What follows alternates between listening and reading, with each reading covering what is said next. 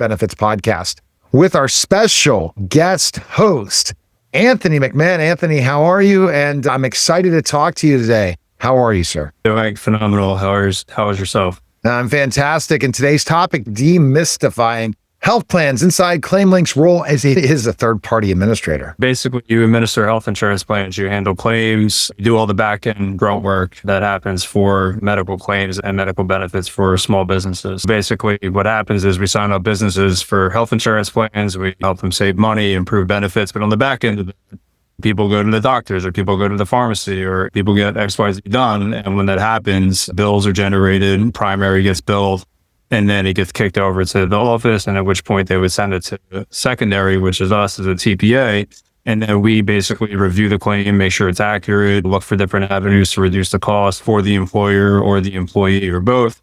And then from there, we basically turn around and adjudicate that claim with the employer, show them, obviously it's all protected by HIPAA, so we can't say employees' names or anything like that, but just go through a summary of dates of service, the total amounts, how much the employer is on the hook for, how much the employee is on the hook for, and just make sure that everything is being accounted for and paid for in a timely manner, making sure there's no outstanding bills for the employee or the business, and making sure that the hospitals, doctors, and pharmacies get paid at the same time. So it's a back-end administrative type of role as a TPA, but also making sure that everything is accurate and making sure that we're saving our clients as much money as possible by handling their claims. So what does ClaimLinx process look like from a claim is initially filed to the final payment to the providers? Yeah. Say John Smith goes to a chiropractor. Say he has primary coverage with one of the big carriers and then he has secondary coverage with ClaimLinx. So what he'll do is he'll provide both of those cards at the point of service to his chiropractor. His chiropractor will bill primary first. So they'll send the bill to one of the major carriers. They'll bill it through their primary. Say they don't hit their deductible, then we then send it back to the chiropractic office, at which point they would go ahead and send ClaimLinx the claim stating XYZ carrier was already billed. They did not hit their deductible. So therefore the $50 or $100 charge was still pending. And then at which point we get it, we go ahead and look at the group's plan through the medical expense reimbursement plan. And it states that there's a $25 chiropractic office visit for the employee. Say the claim's $100 in total. At that point, we know, okay, the employee is going to be on the hook for $25 of this claim. We turn around to the employer first. They pay their $75 portion. We pay the chiropractor. And at which point there's now a final balance of $25 that we send to the employee stating, hey, on XYZ date, you rendered a chiropractic service for $100 total. Primary did not pay for it. Your employer contributed $75 towards this claim. You have a $25 copay per your medical expense reimbursement plan. Here's how to pay. If you have any questions, contact us here. And then they pay their portion and the bill and the claim is paid out. And it all is stated as well in our employer portal, which we have up and running where employees can go in, they can see all their pending claims, see what's processed, see if anything's missing, and just have full transparency into the entire process. But it does take a while because hospital billing is just slow, unfortunately, but we do everything in our power to speed it up. And you're basically, that's a key thing to have a third party, right? Look over those things.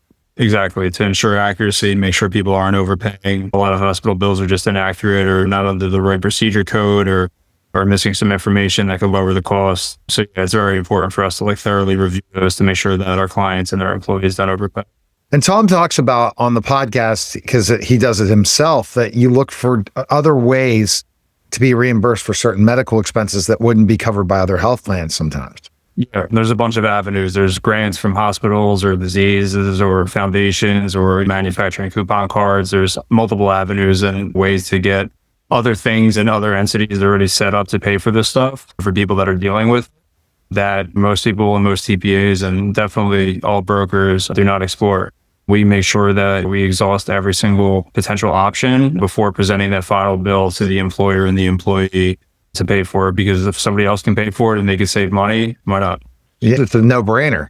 Yeah. For sure. And in your day-to-day as a sales guy for ClaimLinx, that ultimately so many people are being hurt by the cost of healthcare. Yeah, it's insane. So many small businesses, especially the last year or two, have come to us after we might have had prior conversations or introductions and saying, oh my God, my health insurance cost for the company has gone up 30%, 40%, 50%. I've seen 100% plus healthcare renewals. And these are small businesses. And the thing that people don't realize is that it's a catch-22. Either the employer has to eat all of it, and now their business has the potential of going under because it's a top 3-4 line item expense, or secondarily, they're cost sharing with the employees. So if the premiums go up 50% and they're splitting the cost of the insurance 50-50 with the employees, now the employee has a 50% increase in their monthly contributions to be a part of the plan, which means they're going to get less money in their paycheck, less take-home pay, and it's just not a fun experience. Small businesses in particular that don't have huge balance sheets, that cost share with employees on a fairly significant level,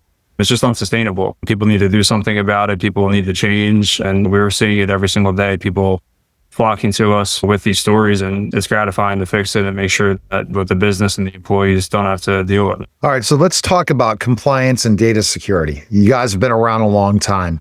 So how do you ensure the security and sensitive healthcare data? Yeah, we have backend systems that are all encrypted. We have employee and employer portals that everything's securely uploaded. We definitely don't suggest sending this stuff through Outlook or email or whatever other services that you're using, especially if it's sensitive and HIPAA protected. So all of our backend systems, whether it's claims or the portals or everything else for our clients, is encrypted and secure because it's HIPAA protected. Number one, we have to do it. And number two, it's just the right thing to do to protect our clients and their employees' data. All right. Best place to go to schedule a call with Anthony, Tom, or the team is go to ClaimLinx.com. Appreciate it, Anthony. Thanks again. Absolutely. All right. That was the special simulcast, the Neil Haley Show on the Cutting Edge Benefits Podcast. Take care.